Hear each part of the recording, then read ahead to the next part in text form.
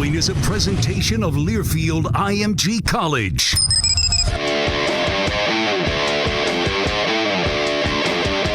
From the Georgia Southern Sports Network, powered by Learfield IMG College. Wings up, Eagle Nation! Touchdown, Georgia Southern!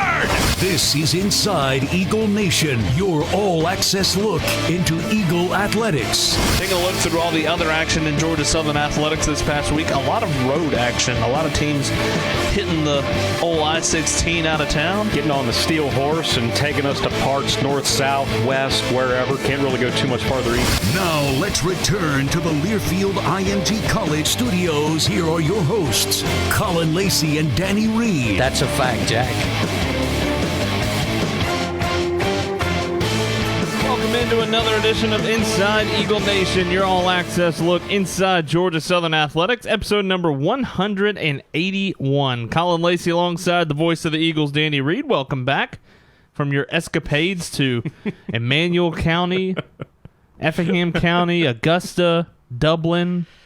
You've been all over the place. Go with some Eagle clubs, and special thank you to Eric, Ben, Stephanie, Alicia, David, everybody at the Athletic Foundation for allowing me the opportunity to be part of the Eagle clubs this year and to be able to go around, spread the word about Georgia Southern, meet a lot of different people in a lot of different places. And the one thing that really stuck out is how positive people are right now. There have been a lot of changes. There's going to be a lot more changes, but how positive so many people are about where we're headed. I got to go to, I think it was the first one in Statesboro. Yep. And you get to hang out with Clay Helton, Jared Benko. You have a fireside chat with both of those. Get to talk to a couple of the different coaches around Georgia Southern athletics. I've seen photos on social media of you and Chad Willis chumming it up. Well, if anybody can chum it up, it's Chad Willis. He popped by the radio booth on Sunday. Yes, he did. He had never been up there before. I thought for sure he'd been up there at some point. Yeah, I just assume everybody's been up there. Yeah. But apparently not. Brought us good luck. Right, for sure. We dive into this week in Georgia Southern athletics. Everything's starting to wind down a little bit across the athletic department, but a couple of big weeks coming up for Georgia Southern golf. Women's golf in the Tallahassee Regional right now, as that will happen today, tomorrow, and then Wednesday as well over at the Seminole Legacy Golf Course down in Tallahassee. The host, Florida State, coming in with the 16th ranking in the country. They are second in the standings so far through day one. Georgia Southern sitting in 7th. After day one, they are 12 over par. UCLA leads the pack at even. But Georgia Southern at 12 over, just one stroke off of being tied for 4th. That's important because we've talked about it with men's golf the last couple of years. Right. The top 5 in each regional will go to the NCAA finals. For women's golf, the top 4, since there's more regionals in women's golf, the top 4 will go to the NCAA finals. And you've also got the top 2 individuals from the teams that don't make the regionals or make the finals out in Scottsdale. So for somebody like an Abby Newton, who shot even par today with 5 birdies, helping her even par 72, if she would happen to finish high enough, but Georgia Southern would not make it to Scottsdale, then she could represent the school as an individual. Yeah, so Abby Newton finished atop the Georgia Southern leaderboard. She is tied for 7th, just 3 strokes off the lead. That was Florida State's Beatrice Wallen, who was 3 under. And so Georgia Southern sitting in a good spot through day one down in Tallahassee, down at the Seminole Legacy Golf Course. But a lot of golf yet to play, and we saw how strong Georgia Southern was the last 2 days out in Destin in the Sunbelt Conference Tournament. And to think that this is the first postseason tournament for women's golf, and to see that they're not shaken by the environment. They're going up against 9 of the top 50 ranked schools in the country, according to GolfStat. To be in that position for day one, you just hoping that can be the trampoline and the leapfrog to the final 2 days and maybe find their way out to Scottsdale. And you look at what's ahead and behind Georgia Southern. UCLA, 10th in the country. They, again, atop the leaderboard at even. Florida State, the host, number 16 in the country. They are 2 over in second. Mississippi State, 34. Miami, 39. South Carolina, just 1 stroke ahead of Georgia Southern. They're number 3 in the country. And then behind Georgia Southern by 1 stroke, 22 Ole Miss, 49 North Florida, 26 Illinois is carry the 1. 8 strokes behind Georgia Southern, and then Denver pulling up the rear at 46 in the country. So Georgia Southern holding their own, to say the very least. Now, it's going to get tougher over the final 36 holes, but you've got to be at least in some position to make a move. Yeah. And being that they're that close to being in the top 4, all you need is somebody to have an off day, but they've got to still be on, relatively speaking, to be able to make a push towards Scottsdale. Talked about it last week with Georgia Southern men's golf. They fell in the finals of the Sunbelt Conference Championship in match play against Little Rock, but got into the NCAA tournament as an at-large. They will hit the links on Monday of Wednesday next week up in New Haven, Connecticut at the New Haven Regional, hosted by Yale at the Yale Golf Course. And I loved what Carter Collins tweeted later that day. Said he never thought somebody would say it, but Carter, you're going to Yale. I don't think that there was much doubt, at least for people down here, that the Eagles were going to make it, but you still had to wait and see just to make sure your name comes up on the Golf Channel. Then you can start getting the plans ready. But this is a regional that's technically being hosted by North Carolina, even though it's up in New Haven. But for the Eagles' third consecutive time, they've gone to the regionals, and we know that they had a near national championship with Stephen Fisk just 3 years ago. With the way that they have played this year with Ben Carr, with Mason Williams, with Wilson Andrews, all being all conference, you'd love to see them get another chance to play for nationals. So we will check in on the leaderboards next week on Inside Eagle Nation to get you updated on Georgia Southern men's golf. They will be finished through one day of their regional next week up in New Haven. Georgia Southern softball wraps up the regular season this past week in a big-time way, taking 2 out of 3 from the in-state rival in Georgia State. Thursday and Friday were both victories for Georgia Southern. Well, kind of Thursday and Friday. Thursday was the 3-2 victory. Really nice walk-off victory for Georgia Southern. Friday started the game and then had to suspend it because of weather. Finished it up on Saturday, but an 8-3 victory for Georgia Southern on top of Georgia State. And then Georgia Southern tried to mount a comeback in the 7th inning on Saturday on Senior Day against the Panthers, but a 4-3 Panther victory on Saturday. But Georgia Southern takes 2 out of 3. To wrap up the regular season, they go into the Sunbelt Conference Tournament. Georgia Southern, the 10 seed in the conference tournament, only 10 teams in the Sunbelt Conference having softball. So Georgia Southern will have to play in the play-in game. That is tomorrow for a 1 o'clock first pitch central. That's 2 o'clock local. Got that. Ooh. And they will take on the number 7 seed. Who is that, you might ask? Oh, Georgia State. Yeah, that'd be the Panthers again. So Georgia Southern will have to play Georgia State in the play-in round. The winner of that game will play the host team in South Alabama, who is the 2 seed. And then, so the first round play-in, obviously that's a single elimination. If you get that win, you move into the double elimination portion of the schedule. And I know we're going to talk about Georgia Southern baseball in just a minute, but we got to give a major shout to our game operations crew. I know they've been a little bit short-staffed these last few weeks, but having to deal with a doubleheader at softball and a doubleheader at J.I. Clements Stadium at the same time and going as smoothly as it did, major kudos to them. Nick Skoll, Derek Winsel, and their entire crew doing a fantastic job all weekend long. But we dive into what Georgia Southern baseball has looked like and will look like this week. More round of applause. There you go. That way. I feel like I need one of those clappers. One of those, a hand on either side, you just shake it back and forth. I think we've given those away once. Yeah, probably. Yeah. But Georgia Southern had a 3-game series against the Trojans of Troy. It was supposed to be Friday, Saturday, and Sunday. Turned into a doubleheader on Saturday. No midweek again because of exams last week. And so now, Thursday, I think it's Thursday at 3 o'clock is when everything is turned in. Grades are tabulated. Everything gets finalized. And it turns into just baseball for Georgia Southern for the next couple of weeks. But it started in a big-time way on Saturday with the doubleheader. Game 1, 24-1 for Georgia Southern on top of Troy. And we talked about it last week with Barry. This was a Troy team that came in playing probably their best baseball of the season. Yeah. Had just swept Georgia State the weekend prior, beat Sanford in a come-from-behind victory on Tuesday of that week. And so they had won their 5 previous games coming into the series. You get an extra day, and Georgia Southern, well, they used the rest. Well, Troy had also beaten Georgia Tech the week before in Midtown. Yeah. That's what got hidden in the fact that they had won their previous 5 games. Of course, we're going there on Wednesday, and we'll talk about that more later on. But to see the offense click as well as it did early, and part of the reason was because Ty Fisher had a 7-pitch top of the first inning. Georgia Southern scores 7 runs in the bottom of the first. Jesse Sherrill gets it started like he has so many times this year, reaching base after multiple 2-strike foul balls, but it was just so many barrels. The solid contact, and I know Brady Fuller for Troy is a true freshman, but he's somebody that has performed rather well. He's been in their weekend rotation. But to see so many guys just barrel the baseball, 7 in the first, 8 more in the third, 5 more in the fifth, and Barry brought up the word that we've seen D1 baseball use with Georgia Southern. Eagles were relentless. Yeah. They had built such a big lead, but they weren't satisfied. They just kept going and going because they know they had to stay mentally right, not just for the second game, but for the rest of the weekend. And it's something we talked about throughout the entirety of the game and really the whole weekend, that yes, the 7 runs in the bottom of the first were nice for Georgia Southern for a team that's had to come back as much as Georgia Southern has this year. Yeah. But the more impressive thing were the 8 in the third, the 5 in the fifth, especially because at that point you had 4 consecutive pinch hitters for Georgia Southern. You were starting to see a little bit of the bench come onto the field for Georgia Southern and being able to maintain that intensity, maintain those good at-bats throughout 1 through 9.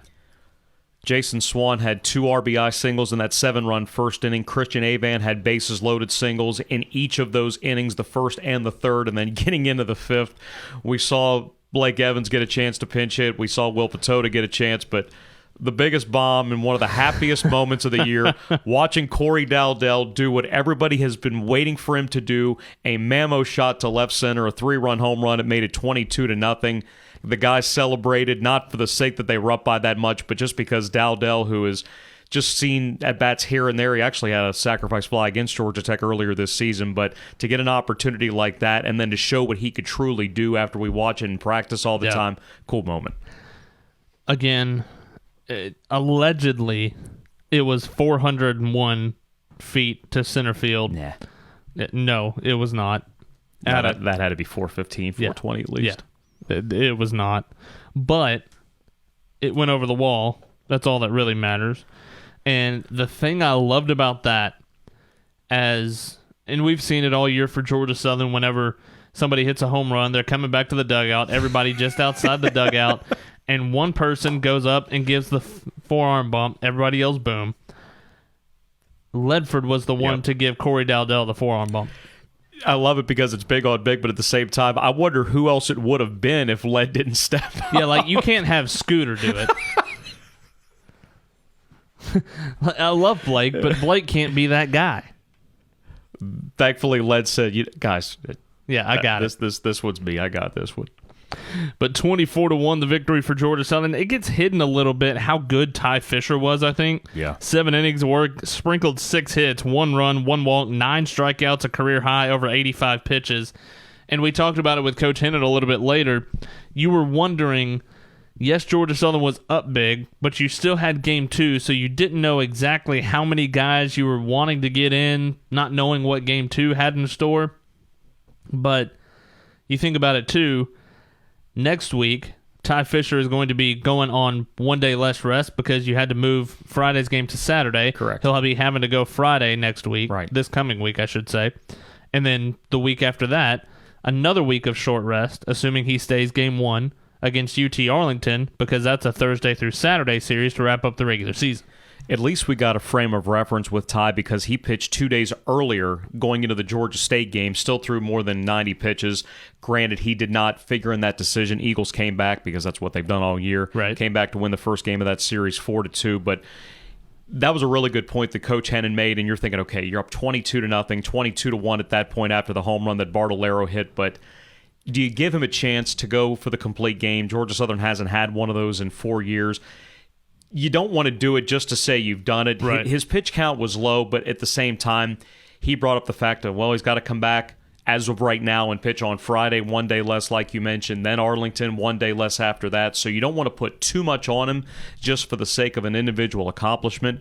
But there were more than enough individuals that helped the team do what they did. 10 different guys drove in runs in that game.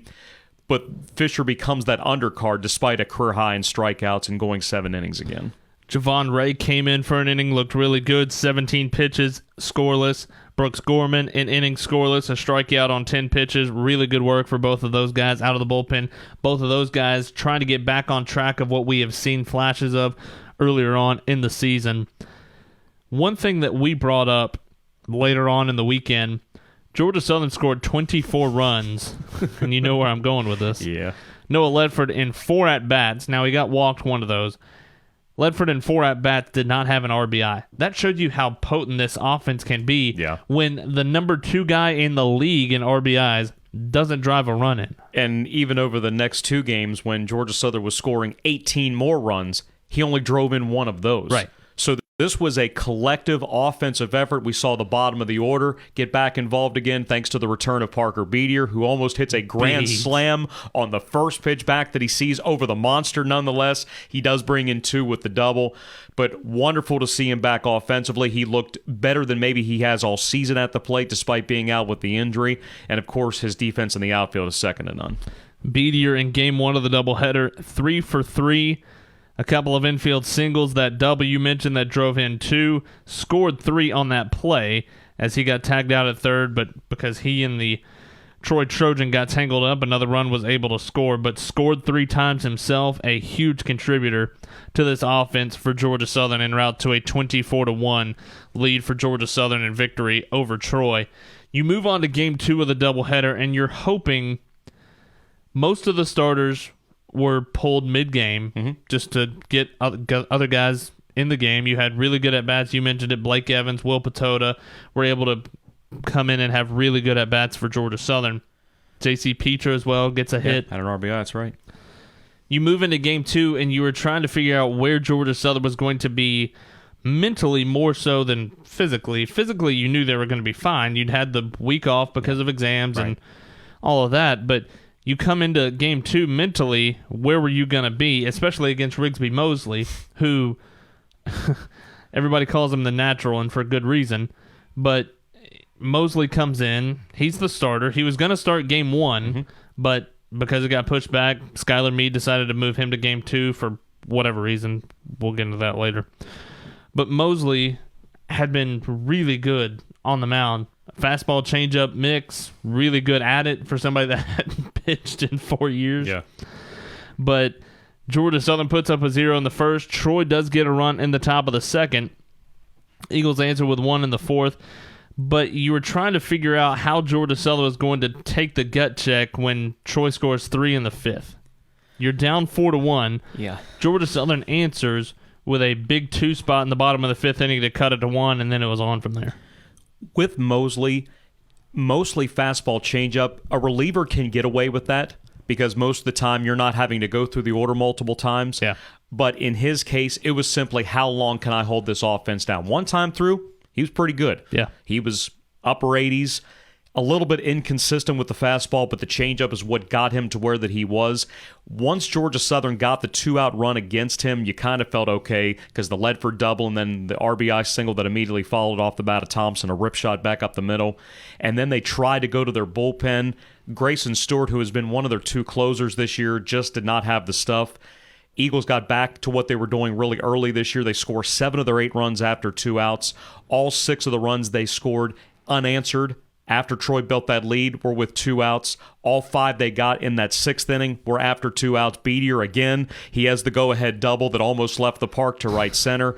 And then Jay Thompson deserves his own segment each week for coming in after Jalen Payton. Remarkable work on 4 innings. Yeah, Payton had to struggle a little bit through 5 innings, but again, didn't necessarily have his best stuff, but 5 innings, gave you a really good outing over 77 pitches, but Jay Thompson comes in and shuts the door, only allows 3 hits, 4 base runners in the 4 innings of scoreless baseball, 5 strikeouts on 58 pitches for Jay Thompson. Really good work for Jay out of the bullpen, but you go to that 5-run 6th inning for Georgia Southern. Eagles bat around again, and so you're thinking, easy. You're thinking, okay, everything is back right. Georgia Southern gets the 8-4 victory, and you sweep a doubleheader against Troy, which is really important, knowing there's not a whole lot of games left. And Coach Henna talked about it after both of the Saturday doubleheader and the Sunday game. You only now have 9 games left. And you immediately think of your seniors when you say this is how many games you have left, and senior day is going to be the following weekend against Arlington. We'll have some thoughts, and we'll get to all that when we get to all that. But also from the perspective of Texas State has been blazing hot, Nobody's been able to catch him since Georgia Southern took the first 2 games in San Marcos. Ragin' Cajuns in third. They keep winning. They're a game back of the Eagles, so they're probably trying to reach out. But Georgia Southern's got the stiff arm up, even though they dropped the series at Teague Moorfield earlier this year. And Coastal's in fourth. They've won 13 out of 15. They keep sweeping teams. They almost swept Georgia Southern here the weekend before. So it appears that there is that clear separation from the top 4 in the league and everybody else. Yeah. So it makes the fact that Georgia Southern could take 2 from Troy. Now, Troy's in the mix to be in the top 6, but having lost now all 3 of those games, it's a little bit messy when you get down to that 5, 6, and 7 to try to figure out if you're only going to have to worry about double elimination or if you've got to save your season by playing in that 7-10 game. Yeah, and we'll get to something that you and I talked about off air this weekend of how there's really kind of 3 races in the Sunbelt right now. Yeah. We'll dive into the Sunbelt standings towards the tail end of this week's edition of Inside Eagle Nation, but a really big doubleheader sweep for Georgia Southern over Troy. Again, 24-1 in Game 1, 8-4 in Game 2. Then you move on to the Sunday afternoon, a Mother's Day affair at J.I. Clements Stadium. Georgia Southern gets on the board first at 2-0. In the bottom of the first, Georgia Southern again. First 2 get on, and Cheryl Swan, both of them score. Noah Ledford had his RBI single right as we were talking about how he didn't have an RBI. Drove in 1 of 42 runs all weekend, and the Eagles got the sweep. It's just... That's what you call a good team. That'll work. But you're up 2-0 after 1. Troy answers with 2 in the second. Georgia Southern answers that 2 with 2 of their own in the bottom of the second to go up 4-2. But then the top of the 4th inning, and Troy starts to take a little bit of hold. They bat around. They send 11 to the plate and score 6 runs. And you saw for the first time Troy have confidence, and they let everybody know about their confidence this weekend. But it was really good for Georgia Southern after you're down 8-4 to score those 3 runs to cut it to a 1-run lead in the bottom half of that 4th. And they had to go with this being Troy. They had to go with a different look. They had to go to Kyle Gamble to start first start of the season. Garrett Gaines, their ace, was taken out of that number 1 role, and there was some talk, okay, if they could have won the series, would we have seen him for a little bit on Sunday? But it didn't look like his health and his arm health were going to allow that to happen. But yeah, once the Eagles got right back into it, it was okay, down 8-4. We've done this a lot this year. We've seen a lot of multi-run comebacks, this being the 23rd comeback victory of the year. To get those immediately, having multiple chances the 2 innings after that, but not getting any runs, and then the 3 in the 7th, you tie the game on a squeeze because that's what Sammy's done a number of times this year, and then for Cheryl to battle again, little liner to left field, out of the reach of the diving Leonard, 2 runs in, 10-8, Troy gets a run back, but then Mr. Closer, Danny Madden, all of a sudden, who has looked tremendous out of the bullpen this season. I don't think we've talked about that enough, how good he has been since coming out of the rotation and going into the pen. He gets his second save, striking out Bartolero with 2 guys on and 1 out, and then getting Kirk to pop out to finish up the sweep. It was awesome stuff. And you look at what Madden has done out of the bullpen, 8 appearances, 1-0 record, a 1.50 ERA, 12 innings, just 2 earned runs, and the big part, 17 strikeouts to 9 walks. Now, the 9 walks are probably still a little bit higher than you would like, but once he's got into that, I'm not going to say he's Georgia Southern's closer, but into that closer-type role for Georgia Southern, it seems like he ups it another notch. That's valuable because you don't know how much you're going to have to use Jay Thompson at the start of a weekend, because in this instance, we saw him go 4 innings in Game 2, so even though he probably could have come back, the smart thing... Oh, he's Jay Thompson. Of course he could. The smart thing is to let everybody else handle it, and then you've got him fresh going into an important 4-game road week with starting at Georgia Tech on Wednesday. But for Madden, we mentioned briefly, he's been working through some mechanical adjustments, trying to smooth some things out, trying to keep his arms up and make sure he gets to the plate in one motion instead of being... this going here and this going there. That's been part of the reason why he's been a little bit erratic with his fastball command.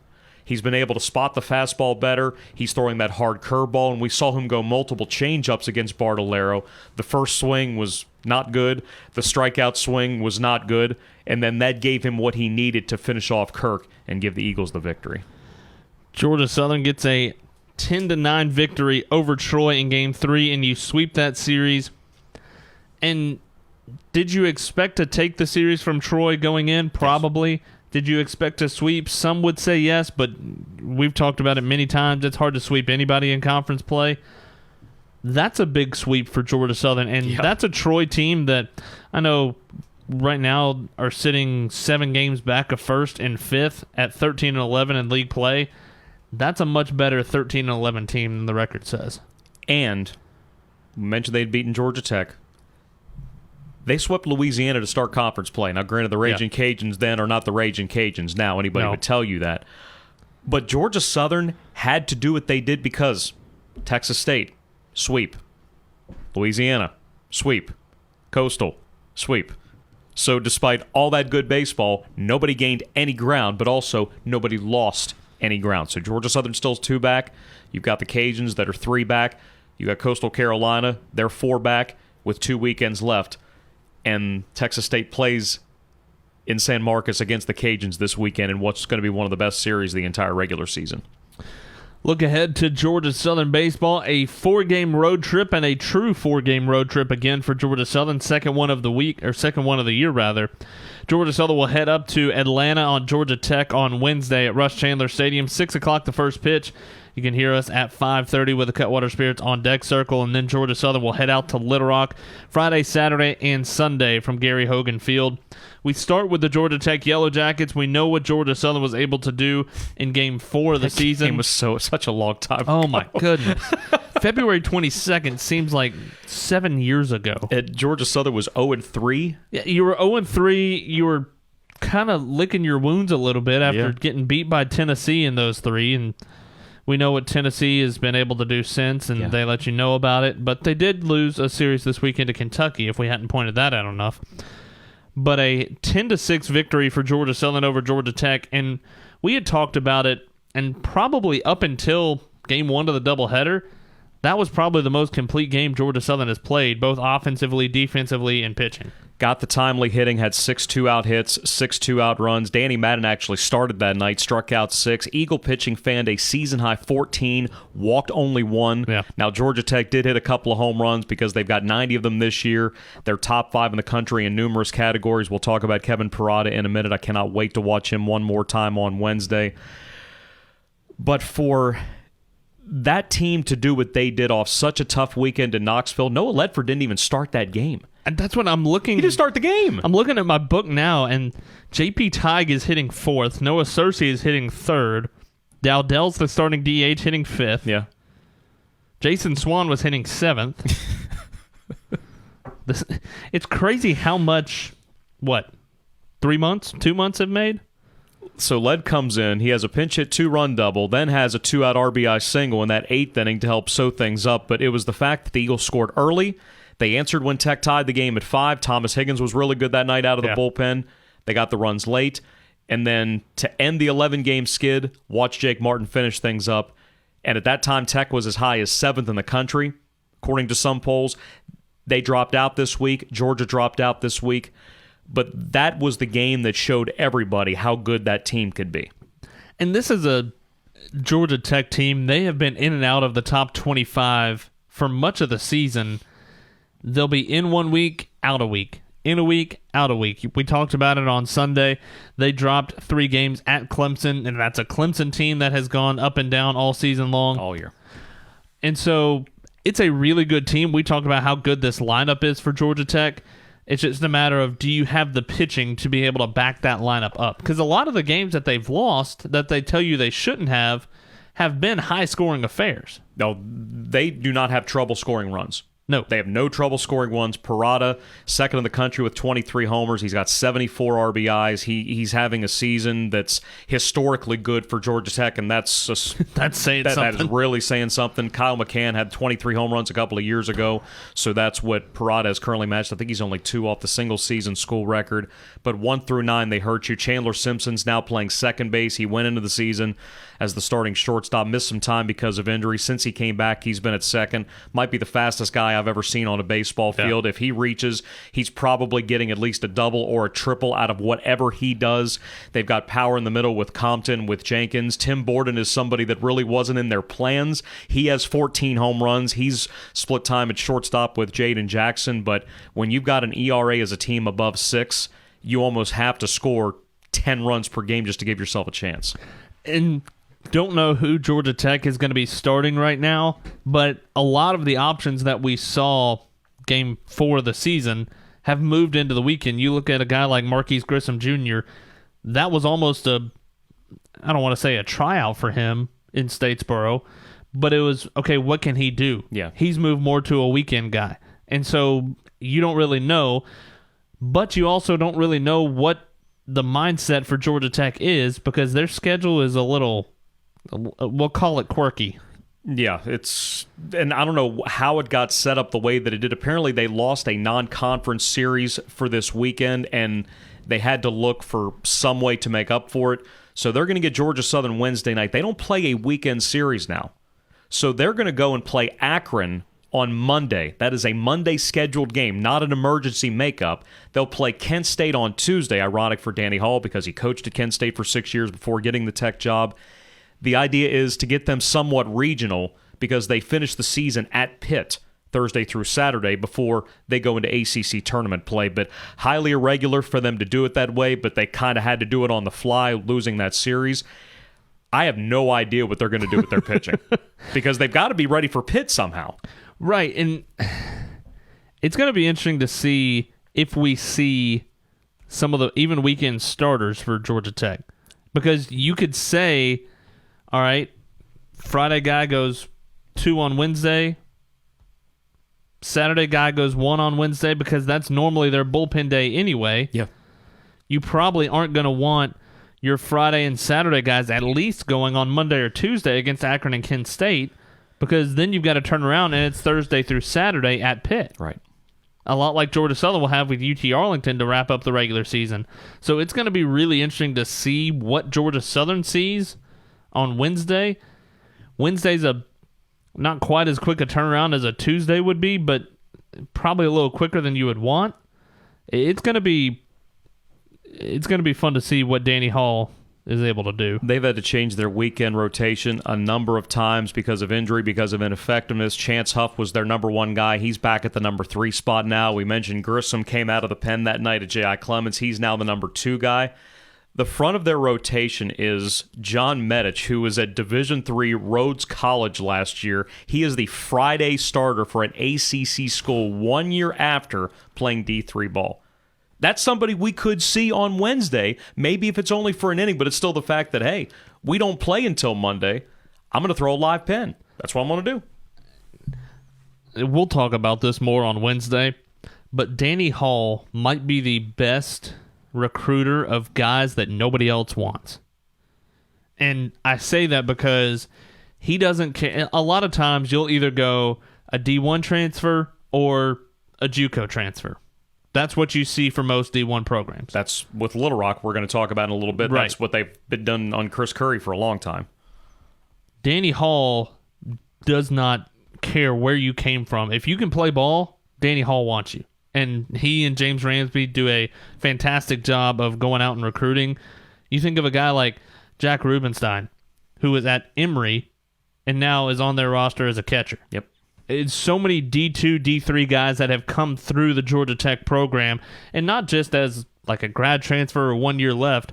It's guys that have played D2, D3 for 2, maybe 3 years, come in and play 2 more years at Georgia Tech.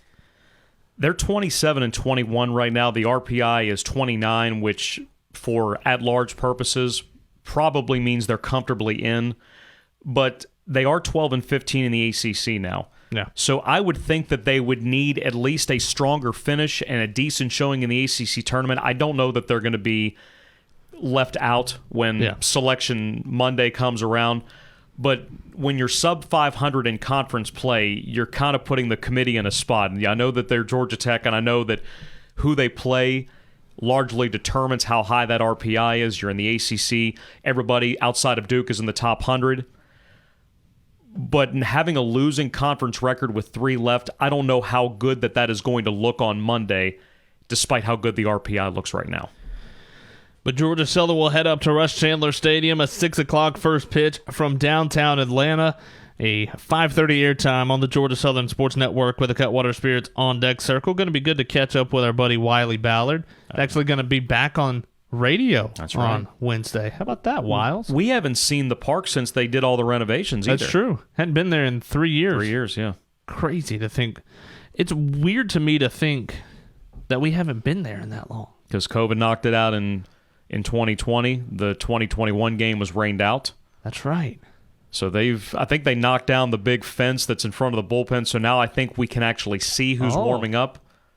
Oh. They added the Mark Teixeira Terrace. They've done a ton of work as part of all the renovations. I saw Teixeira finally got his diploma. He left and got drafted when he was 41 hours short. Yeah. Came back and got his 41 hours and graduated yesterday, I think. That's cool. But there's a lot that we're going to need to go take a look at, go survey, and hopefully Wiley can shepherd us around. Yeah, I think we have enough people up there that can show us. All right. Between Wiley, Clausen, Glenn. I didn't even think about that. If you need to get in somewhere, Glenn Ingram is your guy. He is I the can key tell code. you that. He's got the code. Don't ask questions, but Glenn Ingram is your guy. Just follow.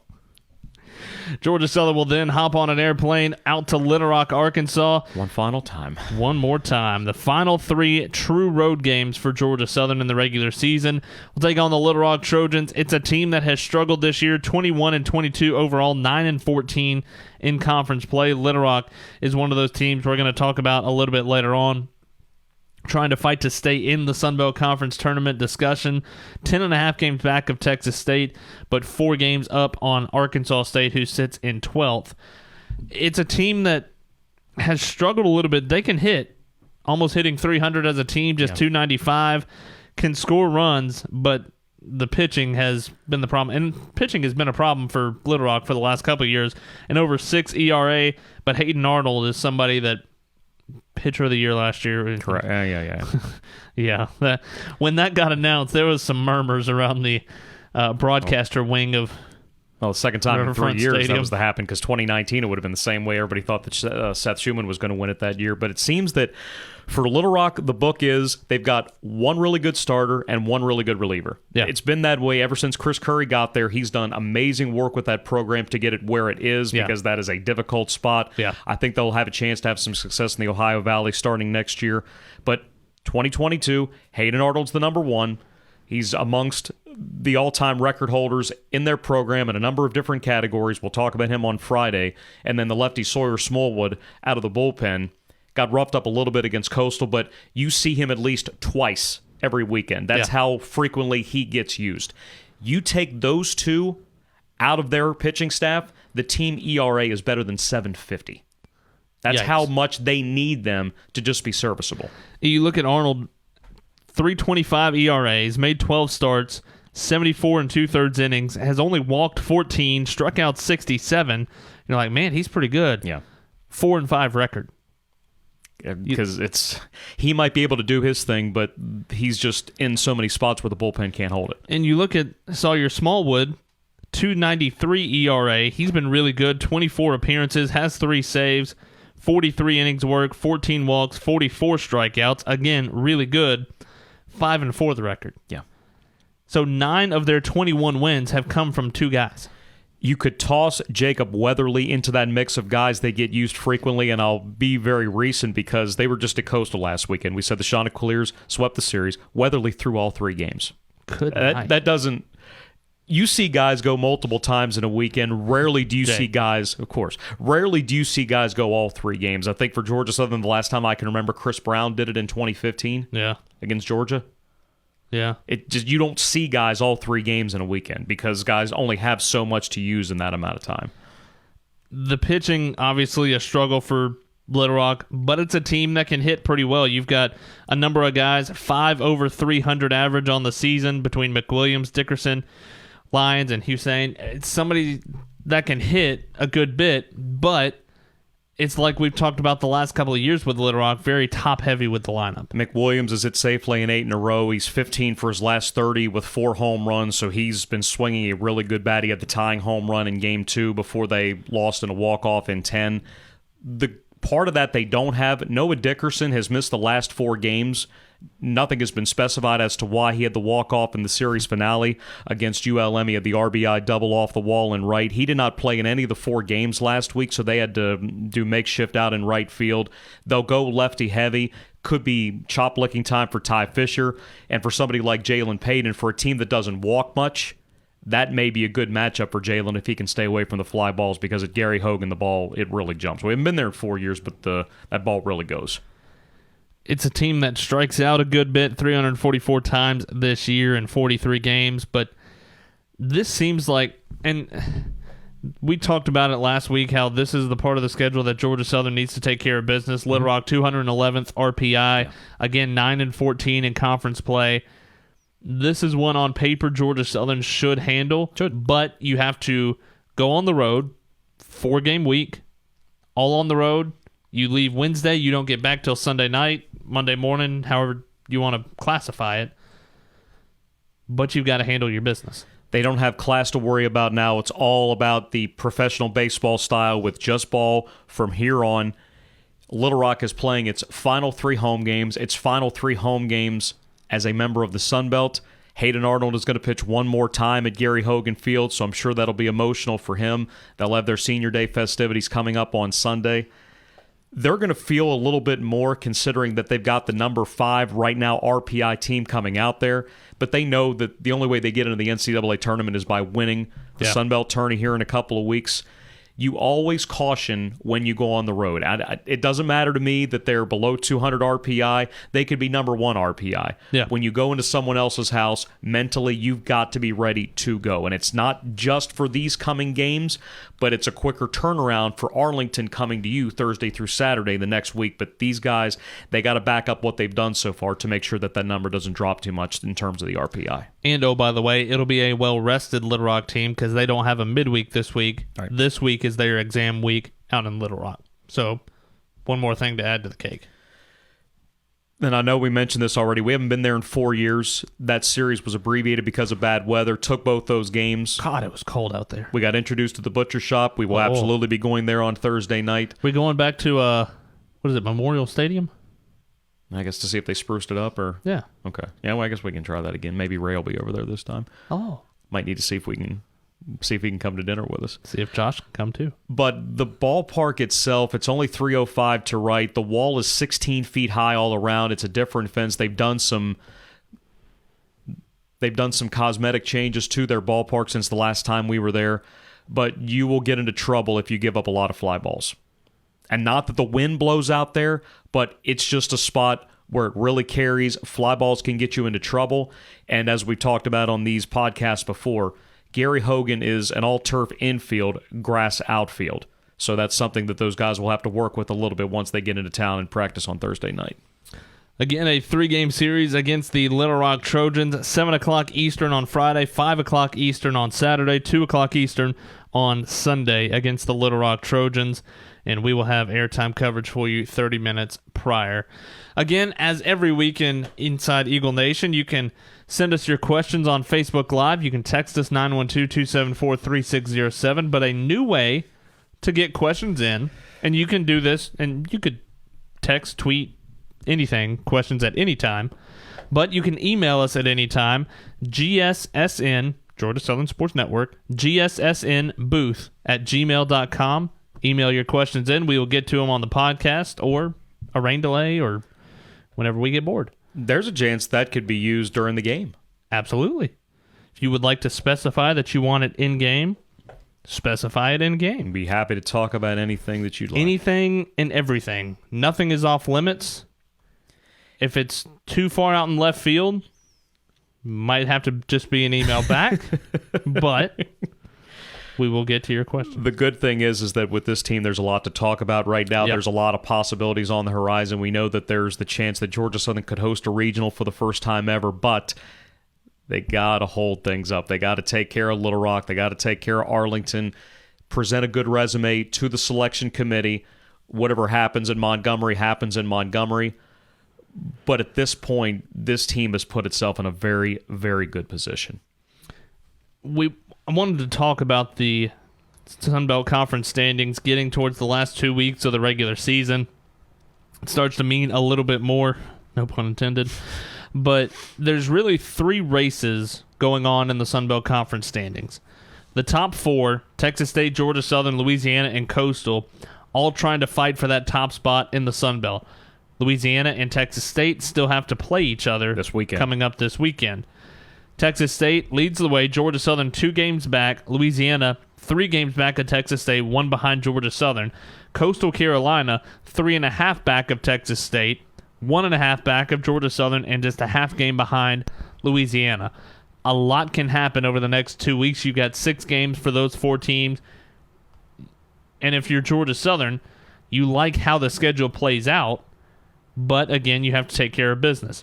The way that you can look at this weekend's schedule, if you win, even if you don't pick up much ground on Texas State, you can still create distance with other guys that are trying to catch up to you, because if Texas State wins, Louisiana's losing. Right. So that means if Georgia Southern wins, gap between the Eagles and the Cajuns. But Coastal also goes to Troy. Right. So if Troy can get back on track, they've got Auburn tomorrow night at Riddle Pace Field. But if they get back on Troy track, is much better at home. Correct. If they get back on track, find a way to get to that Coastal starting pitching, then maybe Coastal backs up a little bit. Or if Coastal keeps doing what they're doing, maybe they inch towards a possible regular season championship, and maybe Troy slides down into that 7-10 position. So that's the first race to win the Sunbelt Conference regular season. Texas State, Georgia Southern, Louisiana, Coastal, in that order. The next race is really 5 through 7. You may be able to count 8 in there a little bit, probably 8, maybe even 9. But you've got Troy and South Alabama tied at 13 and 11 overall. Georgia State 1 game back of that at 12 and 12. In 8, you've got Little Rock at 9 and 14, just 3.5 back of Troy and South Alabama for 5th. The reason that 5 through 8 makes a lot of difference, 7, 8, 9, and 10 have to play in single elimination as part of the play-in to the Sunbelt Conference Tournament. So if you're those 4, you really need to get that 5-6 spot to be able to get to the double elimination without having to play that extra game. And everybody that's in the top 6 is going to look at 7 through 10 and say, score as much as you want, use as much pitching as you want, play as long as you want to. Feel free to play 14, only 15 2 games you games. want to. Breaking the field. They've got the lights paid for. Don't worry about them going off or anything. Play a lot. Play as much as you want to. And then the final race is trying to get into the Sunbelt Conference Tournament. You've got the 9 seed Appalachian State, or the 9th standing Appalachian State right now, 13 games back of Texas State at 7 and 17. ULM 6 and 17. They've lost their last 7, a half game back of Appalachian State. UT Arlington in 11th with a 6 and 18 conference record, 1 game back of App, and 1.5 games back for Arkansas State, 5 and 18. Again, Arkansas State and Little Rock had to postpone that or cancel that last game, so that's why they are a half game back of others. ULM and Coastal had that tie that makes everything a half game weird. But between App, ULM, UT Arlington, and Arkansas State, those 4, you could even throw Little Rock if Georgia Southern's able to knock them down a little bit. Others win, but Little Rock is kind of fighting for both. But App, ULM, UT Arlington, and Arkansas State are all fighting for those final 2 spots in the Sunbelt Conference tournament, because 11 and 12 are done at the regular season. And all 4 play each other these next 2 weekends. Yes. App goes to Arlington this weekend. Arkansas State goes to ULM the final weekend. Could that be elimination baseball? Maybe. But if you don't hold up in the other portion of when you're not playing those teams, then you're kind of deciding it for yourself. And you'd hate it for Arlington, because this being their final year in the league, really for Little Rock too, even though they seem to be safe in that top 10. But for those 2, if you dip into the bottom 2, that's it for the Sun Belt. Yeah. You're done. It'll be interesting to see, and I think there's going to be a lot of shifting and jockeying the next 2 weeks, because there's a lot of really important series. I'm not going to say necessarily really good series, but really important series as far as standings in the Sun Belt still to be played. We'll definitely be keeping an eye on especially the Cajuns and Texas State this weekend, also Coastal Carolina and Troy, and then the final weekend, since everybody's got to bump up a day, you wonder, 1, will teams restructure their pitching, and 2, will they say, okay, I'm going to keep you where you are, but you're only going to go 2-3 innings because we may need you back for a Tuesday game or a Wednesday game, just depending on where you are in the standings. It'll be interesting to see down the back stretch. 2 weekends left in the regular season for baseball. Hard to believe. It seems like just last week we were trying to get ready for the start of the season at Tennessee. And beating Georgia Tech on February 22nd. That too. That was a fun night. That was a lot of fun. Yes, it was. 6 o'clock first pitch on Wednesday up at Rush Chandler Stadium. Georgia Southern and the Yellow Jackets of Georgia Tech. Friday, Saturday, and Sunday out at Gary Hogan Field. 7 o'clock Eastern on Friday. 5 o'clock Saturday. 2 o'clock on Sunday. Until this weekend, for the voice of the Eagles, Danny Reed, this is Colin Lacy saying so long, everybody. You've been listening to Inside Eagle Nation, powered by Learfield, the official podcast of Georgia Southern Athletics.